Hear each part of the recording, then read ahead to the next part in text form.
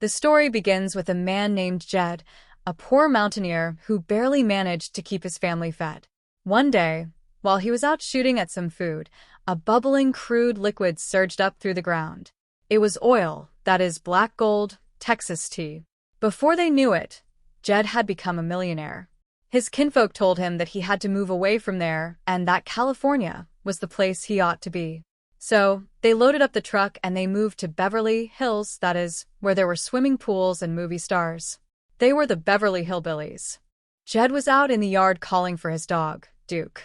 He told the hound to go on and fetch, spelling the word out slowly. He remarked that the dog had not caught on yet. Jethro stood by, watching him.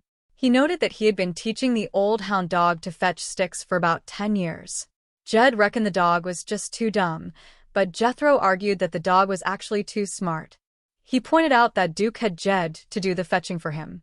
Jed shushed him, reminding him not to talk like that in front of the dog, explaining that this was a bloodhound bred for tracking and trailing, not for fetching and carrying. Jed joked that the dog had to start at the bottom of the intelligence ladder just like he did, noting that it took him 12 years of hard work to become a 6th grade graduate. Jethro asked what the dog was doing, and Jed replied that he was fetching a stick. Jed added that Jethro was spending too much time around Duke, noting that he had even caught the boy burying a bone the day before. Jed decided that it was time to go inside and get cleaned up because they were having company. Granny was in the kitchen, preparing something special for their guests, Lester and Errol. She was starting out with a cow cud casserole. Jed noted that she would have a hard time topping that, but Granny assured him he had not heard anything yet. She planned to bring out a steaming platter of tadpole turnovers, followed by crackling bread, poke greens, minced maypops, goat tripe, chickens, and a baked possum stuffed with chinkapin dressing. Jed told her that was what one would call real soul food. Granny explained she was doing it so that Lester could teach his pretty wife, Gladys, some country cooking. Jethro agreed that there was no beating a beautiful woman who could cook. Suddenly, Jethro looked toward the driveway and shouted that the bank robbers, Bonnie and Clyde, were arriving.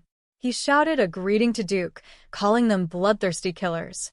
Errol and Lester were indeed dressed like the famous outlaws. They apologized for the costumes, explaining that they had been taking publicity pictures for their new album and did not have time to change. Jethro had been scared into the house, recognizing them immediately. Gladys, who was with them, complained about the attention she was getting. She asked who would want to whistle at a woman with a sawed-off shotgun, especially when her husband was carrying a machine gun. The group walked inside, and Granny welcomed them, eager to start the cooking lesson. While the others went to prepare the meal, Jethro turned to Lester and asked if he could borrow his suit, his car, and his wife's dress for Ellie Mae. When Lester agreed to the dress, Jethro and Jed hatched a plan to fool Mr. Drysdale at the bank into thinking they were real gangsters, just as the musicians had fooled them. They arrived at the bank, where the security guards were in a panic, fearing a real robbery. Mr. Drysdale was barking orders, telling his staff to fight the intruders at the teller windows, the cashier cages, and the vault. He insisted that the Commerce Bank would last for 1,000 years. When the guards hesitated, Mr. Drysdale yelled at them for being cowards, even offering a reward of $5 in cash, which he quickly bumped up to $7.50. As Jethro and the others entered, Miss Jane tried to stop them, but it was too late. Jethro and his kin burst into the office, playfully acting out their roles. Mr. Drysdale was terrified, but soon realized it was all a prank. He took the opportunity to turn the situation around, deciding that if these people could pretend to be bank robbers for a prank, he could use the idea for a marketing campaign. He decided to film a commercial where he, as the super banker, would foil the villains and protect the deposits of his customers. Back at the mansion, the mood was light and festive as they prepared for the filming. They decided on the roles each would play. Granny was to be Ma Barker, Jed would be John Dillinger, and Ellie Mae and Jethro would be Bonnie and Clyde. Flat and Scruggs would provide the music, and Gladys would play the lady in red. Jed was slightly confused about who John Dillinger was but went along with it, especially since it meant getting to wear new clothes. Mr. Drysdale was thrilled with his plan. He insisted that the song they had written, The Ballad of Milburn Drysdale, would become a classic. The The song praised him as a hero who had saved his town from a flood by sticking his finger in a dock, and as the only man who could stop a gang of killers. Even though the musicians were clearly only participating because of the perks they were promised, such as a new banjo book and a genuine full-length chinchilla coat for Gladys, the energy remained high. The filming commenced, and Mr. Drysdale put on a dramatic performance as the super banker, wearing green tights that he insisted made him look heroic. He jumped into the scene, ready to throw the scoundrels out and secure the bank. It was a bizarre, humorous spectacle, but to Mr. Drysdale, it was the height of genius. He was convinced that this commercial would ensure that depositors kept their money flowing into the Commerce Bank of Beverly Hills. As the day came to a close, the group gathered once more to reflect on their adventures. They had successfully navigated the confusion of the day, from the initial fright of the fake bank robbery to the absurdity of the commercial shoot. They had shared a meal, a laugh, and a bit of country hospitality. Jed looked around at his family and his guests, feeling grateful for their company.